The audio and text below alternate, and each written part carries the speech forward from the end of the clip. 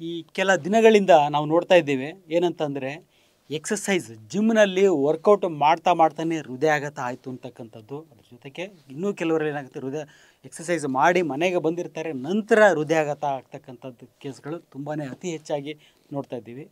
ಹಾಗಾಗಿ ಜನರಲ್ಲಿ ಇರ್ತಕ್ಕಂಥ ಪ್ರಶ್ನೆ ಏನಂತಂದರೆ, ಅದು ರೀಸೆಂಟಾಗಿ ಈಗ ಆಗ್ತಿರೋದ್ರಿಂದ ಈ ಒಂದು ಲಸಿಕೆಯನ್ನು ಪಡೆದಲ್ಲ, ವ್ಯಾಕ್ಸಿನೇಷನ್ಗೂ ಈ ಒಂದು ಹೃದಯಾಘಾತ ಎಕ್ಸಸೈಸಿಂದ ಆಗ್ತಿರ್ತಕ್ಕಂಥ ಹೃದಯಾಘಾತಕ್ಕೂ ಏನಾದರೂ ಒಂದು ಸಂಬಂಧ ಇದೆಯಾ ಅಂತಕ್ಕಂಥದ್ದು. ಈ ಒಂದು ಪ್ರಶ್ನೆ ಎಲ್ಲರಲ್ಲಿ ಯಾಕೆ ಮೂಡುತ್ತೆ ಅಂತಂದರೆ, ರೀಸೆಂಟಾಗಿ ನೋಡಿ ಒಂದು ಘಟನೆ ನಡೀತು, ಜಾರ್ಖಂಡಲ್ಲಿ ನಡೆದಂಥ ಘಟನೆ. ಇಲ್ಲಿ ಪೊಲೀಸ್ ಕಾನ್ಸ್ಟೇಬಲ್ ಜಾಬಿಗೆ ಅಂತ ಒಂದು ಸೆಲೆಕ್ಷನ್ ನಡೀತಾ ಇತ್ತು. ಎಲ್ಲ ಭಾಗಗಳಿಂದನೂ ಕ್ಯಾಂಡಿಡೇಟ್ಸ್ ಬಂದಿದ್ದರು. ಆ ಕ್ಯಾಂಡಿಡೇಟ್ಸ್ಗೆ ಸೆಲೆಕ್ಷನ್ ಟೈಮ್ನಲ್ಲಿ ಎಕ್ಸಸೈಸ್ ಮಾಡಿಸ್ತಾರೆ. ತುಂಬ ಹೆವಿ ಎಕ್ಸಸೈಸ್ ಮಾಡಿ ಅವರ ಸ್ಟ್ಯಾಮಿನಾ, ಅವರ ಫಿಟ್ನೆಸ್ ನೋಡಬೇಕು ಅಂತ ಹೇಳ್ಬಿಟ್ಟು ಎಕ್ಸಸೈಸ್ ಮಾಡಿಸಿ ವರ್ಕೌಟ್ ಮಾಡಿಸ್ತಾರೆ. ಈ ರೀತಿ ನಡೆದಂಥ ಒಂದು 11 ದಿನ ನಡೆದಂಥ ಈ ಒಂದು ಸೆಲೆಕ್ಷನ್ ಪ್ರಕ್ರಿಯೆಯಲ್ಲಿ 11 ಜನ ಸಾವಿಗೀಡಾಗ್ತಾರೆ. ನೋಡಿ, ಇವರ ವಯಸ್ಸು ಎಷ್ಟಿತ್ತು? ಅರೌಂಡ್ 25 ವರ್ಷ. ತುಂಬ ಫಿಟ್ಟಾಗಿರ್ತಕ್ಕಂಥವ್ರು, ಹೆಂಗಾಗಿರ್ತಕ್ಕಂಥವ್ರು, 25 ವರ್ಷದಂಥವ್ರು ಎಕ್ಸಸೈಸ್ ಮಾಡ್ತಿದ್ದಾಗೆ 11 ಜನ ಸಾಯ್ತಾರೆ. ಈ ರೀತಿ ಘಟನೆಗಳು ಹಿಂದೆ ಎಂದೂ ಆಗಿರಲಿಲ್ಲ. 11 ಜನ ಸಾಯ್ತಾರೆ. ಸರಿ, ಏನು ಕಾರಣ ಏನಿರ್ಬೋದು? ಈ ವರ್ಕೌಟ್ ಮಾಡೋದ್ರಿಂದ ಯಾಕೆ ಈ ರೀತಿ ಡೆತ್ ಆಗ್ತಾಯಿದೆ ಅಂತ ನೋಡೋದಾದರೆ, ಮೊದಲನೇದಾಗಿ ನೋಡಿ, ಏನನ್ನು ನಾವು ಯಾವುದನ್ನು ಬ್ಲೇಮ್ ಮಾಡ್ಬೋದು ಅಂತ ನೋಡೋದಾದ್ರೆ, ಮೊದಲನೇದಾಗಿ ವರ್ಕೌಟ್ ಅಂತ ಹೇಳ್ತೀವಿ. ಎಕ್ಸಸೈಸ್ ಮಾಡ್ತೀವಿ, ಹೆವಿಯಾಗಿ ಎಕ್ಸಸೈಸ್ ಮಾಡ್ತೀವಿ. ಎಕ್ಸಸೈಸ್ ಅಂದರೆ ಏನು ಹೇಳಿ? ನಮ್ಮ ಮಸಲ್ಸ್, ಮಾಂಸಖಂಡಗಳಿಗೆ ಆಗ್ತಕ್ಕಂಥ ಒಂದು ವರ್ಕೌಟ್ ಅದು. ಈ ರೀತಿ ಮಾಡಿದಾಗ, ಅತಿ ಹೆಚ್ಚಾಗಿ ಮಾಡಿದಾಗ ಏನಾಗುತ್ತೆ ಅಂತಂದರೆ, ಈ ಒಂದು ಎನ್ಸೈಮ್ಸ್ ಮಾಂಸಖಂಡಗಳಿಗೆ ಸ್ವಲ್ಪ ಡ್ಯಾಮೇಜ್, ಇಂಜುರಿ ಆಗಿಬಿಟ್ಟು ಒಂದು ಎನ್ಸೈಮ್ಸ್, ಮಾಂಸಖಂಡಗಳಿಂದ ಕೆಲವೊಂದಿಷ್ಟು ಎನ್ಸೈಮ್ಸ್ ನಮ್ಮ ದೇಹದಲ್ಲಿ ರಿಲೀಸ್ ಆಗ್ತವೆ. ರಕ್ತ ಸೇರುತ್ತೆ ಎನ್ಸೈಮ್ಸ್. ಈ ರೀತಿ ಸೇರ್ತಕ್ಕಂಥ ಎನ್ಸೈಮ್ಸ ನಾವು ನಾರ್ಮಲಾಗಿ ಫಿಟ್ಟಾಗಿ ಹೆಲ್ತಿಯಾಗಿದ್ದರೆ ಎಷ್ಟೇ ಎನ್ಸೈಮ್ಸ್ ಬಂದರೂ ಕೂಡ ಯಾವುದೇ ಒಂದು ತೊಂದರೆ ಇಲ್ಲದೆ ಹ್ಯಾಂಡಲ್ ಹಾರ್ಟ್ ಮೇಲೆ ಯಾವುದೋ ಒಂದು ಎಫೆಕ್ಟ್ ಆಗದಲ್ಲಿ ಹ್ಯಾಂಡಲ್ ಮಾಡ್ತಕ್ಕಂಥ ಶಕ್ತಿ ನಮ್ಮ ದೇಹಕ್ಕೂ ಇದೆ, ನಮ್ಮ ಹೃದಯಕ್ಕೂ ಕೂಡ ಇದೆ. ಸೊ ಹಾಗಾಗಿ ಬರೀ ಎಕ್ಸಸೈಸ್ ಮಾಡ್ತೀರಾ, ಹೆವಿ ಎಕ್ಸಸೈಸ್ ಮಾಡ್ತೀರಾ, ಅದರಿಂದ ಹೃದಯಾಘಾತ ಆಗುತ್ತೆ, ಅಸಾಧ್ಯ, ಚಾನ್ಸಸ್ಸೇ ಇಲ್ಲ. ನಮ್ಮ ಬಾಡಿ ಅಷ್ಟೊಂದು ಫಿಟ್ ಆಗಿರುತ್ತೆ.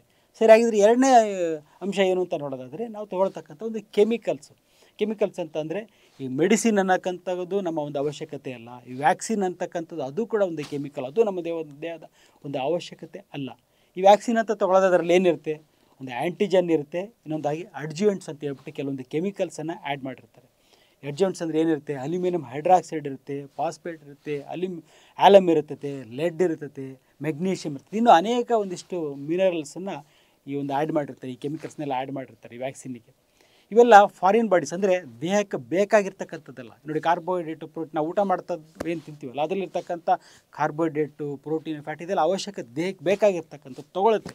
ಬಟ್ ಆದರೆ ದೇಹಕ್ಕೆ ಬೇಡದಿರ್ತಕ್ಕಂಥ ಕೆಮಿಕಲ್ ನಮ್ಮ ದೇಹ ಸೇರಿದಾಗ ನಮ್ಮ ದೇಹದಲ್ಲಿ ಇನ್ಫ್ಲಮೇಷನ್ ಅಂತ ಒಂದು ಪ್ರಕ್ರಿಯೆ ನಡೀತದೆ. ರಕ್ತನಾಳಗಳಲ್ಲೂ ಕೂಡ ಇನ್ಫ್ಲಮೇಷನ್ ಆಗುತ್ತೆ, ಹೃದಯದಲ್ಲೂ ಕೂಡ ಒಂದು ಇನ್ಫ್ಲಮೇಷನ್ ಅಂತಕ್ಕಂಥದ್ದು ಹೆಚ್ಚಾಗುತ್ತೆ.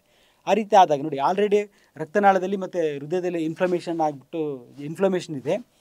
ನೀವು ಅದ್ರ ಜೊತೆಗೆ ವರ್ಕೌಟನ್ನು ಮಾಡಿ ಕೆಲವೊಂದು ಎನ್ಸೈಮ್ಸನ್ನು ನಿಮ್ಮ ದೇಹದಲ್ಲಿ ರಿಲೀಸ್ ಆಗ್ತವೆ, ಹೆವಿ ವರ್ಕೌಟ್ ಮಾಡ್ತಾ ಇದ್ದೀರಾ ಅಂತ ಅಂದಾಗ ಏನಾಗುತ್ತೆ, ಒಂದು ಹೃದಯ ಜಾಸ್ತಿ ಸೆನ್ಸಿಟಿವ್ ಆಗುತ್ತೆ. ಈ ಒಂದು ಎನ್ಸೈಮ್ಸಿಗೆ ಜಾಸ್ತಿ ಸೆನ್ಸಿಟಿವ್ ಆಗಿಬಿಟ್ಟು ಹೃದಯ ಸ್ತಂಭನ, ಅಂದರೆ ಹಾರ್ಟ್ ಫೇಲ್ಯೂರ್ ಆಗ್ತಕ್ಕಂಥ ಸಾಧ್ಯತೆ ಅತಿ ಹೆಚ್ಚು.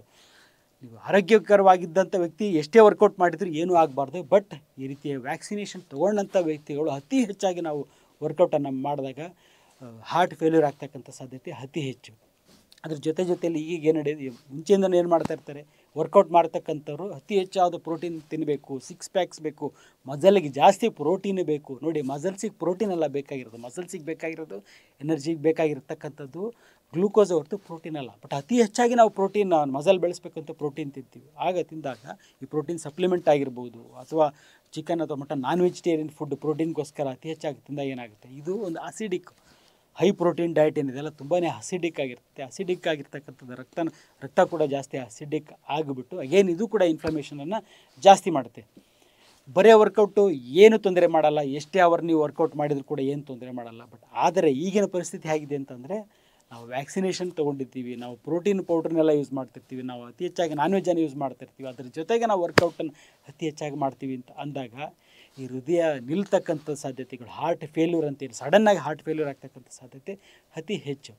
ಸರಿ, ಏನು ಮಾಡಬೇಕು? ಇದು ಆಗದಾಗ ಏನು ಮಾಡಬೇಕು ಅಂತಂದರೆ, ಮೊದಲನೇದಾಗಿ ಅತಿ ಹೆಚ್ಚಾದ ಒಂದು ವರ್ಕೌಟ್ ಮಾಡೋದು, ಜಿಮ್ನಲ್ಲಿ ಹೋಗ್ಬಿಟ್ಟು 2 ಅವರ್ 3 ಅವರ್ 4 ಅವರ್ ಅತಿ ಹೆಚ್ಚಾದ ವರ್ಕೌಟ್ ಮಾಡಿ ಮಸಲ್ ಡ್ಯಾಮೇಜ್ ಮಾಡ್ಕೊಳ್ಳೋದು, ಮಸಲ್ ಇಂಜುರಿ ಮಾಡ್ತಕ್ಕಂಥದ್ದನ್ನು ಅವಾಯ್ಡ್ ಮಾಡಿ. ಮಸಲನ್ನು ನಾವು ಟ್ರೈನ್ ಮಾಡಬೇಕು ಹೊರತು ಪೇಯ್ನ್ ಮಾಡಬಾರ್ದು. ಒಂದನೇದಾಗಿ. ಎರಡನೇದಾಗಿ ಏನಂದರೆ ಕಂಟಿನ್ಯೂಯಸ್ ವರ್ಕೌಟ್ ಮಾಡ್ತಾರೆ, 2 hours 3 hours non stop workout ಮಾಡೋದನ್ನು ಅವಾಯ್ಡ್ ಮಾಡಿ. ಇನ್ ಕೇಸ್ ನಿಮಗೆ 2 ಅವರ್ ವರ್ಕೌಟ್ ಮಾಡ್ತಕ್ಕಂಥ ಅಭ್ಯಾಸ ಇತ್ತು ಅಂತಂದರೆ ಅದನ್ನು ಡಿವೈಡ್ ಮಾಡಿಕೊಂಡು 2ರಿಂದ 3 ಸಲಕ್ಕೆ ಮಾಡಿ 40 ನಿಮಿಷ 40 ನಿಮಿಷ 40 ನಿಮಿಷ ಬೆಳಿಗ್ಗೆ ಸಂಜೆ ಹೀಗೆ ಡಿವೈಡ್ ಮಾಡಿಕೊಂಡು ಮಾಡ್ತಕ್ಕಂಥದ್ದು ಒಳ್ಳೆಯದು. ಆಮೇಲೆ ಅನವಶ್ಯಕವಾದ ಒಂದು ಮೆಡಿಸಿನ್ಸನ್ನು ಕೆಮಿಕಲ್ಸ್ ಏನು ಮೆಡಿಸಿನ್ಸ್ ಏನಿರ್ತಲ್ಲ ಇದನ್ನು ಅವಾಯ್ಡ್ ಮಾಡಿ.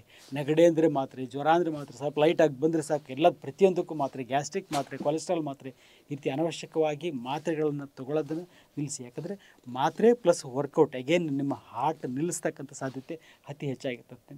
ಜೊತೆಗೆ ಅಸಿಡಿಕ್ ಫುಡ್ ನಾನು ಹೇಳ್ದಲ್ಲ, ಈ ನಾನ್ ವೆಜಿಟೇರಿಯನ್ ಫುಡ್ ಆಗಿರ್ಬೋದು, ಹೈ ಪ್ರೋಟೀನ್ ಫುಡ್ ಆಗಿರ್ಬೋದು, ಇದು ಅಸಿಡಿಕ್ ಫುಡ್ ಆಗಿರ್ಬೋದು, ಆದಷ್ಟು ಇದನ್ನು ಕಡಿಮೆ ಮಾಡಿ ಸಾಧ್ಯ ಇದ್ದರೆ ಇದನ್ನು ಅವಾಯ್ಡ್ ಮಾಡೋದು. ನೀವು ತುಂಬ ವರ್ಕೌಟ್ ಮಾಡ್ತಾಯಿದ್ದೀರಾ ಅಂತಂದರೆ ಇದನ್ನು ಅವಾಯ್ಡ್ ಮಾಡೋದು ಕೂಡ ಒಳ್ಳೆಯದು. ಅದ್ರ ಜೊತೆಗೆ ಏನಂತಂದರೆ ನಿಮ್ಮ ಆಹಾರದಲ್ಲಿ ಫೈಬರ್ನ ಆ್ಯಡ್ ಮಾಡ್ಕೋಬೇಕು. ನೋಡಿ, ವೆಜಿಟೇಬಲ್ಸ್ನಲ್ಲಿ ಫೈಬರ್ ಅಂಶ ಅತಿ ಹೆಚ್ಚಾಗಿರ್ತದೆ.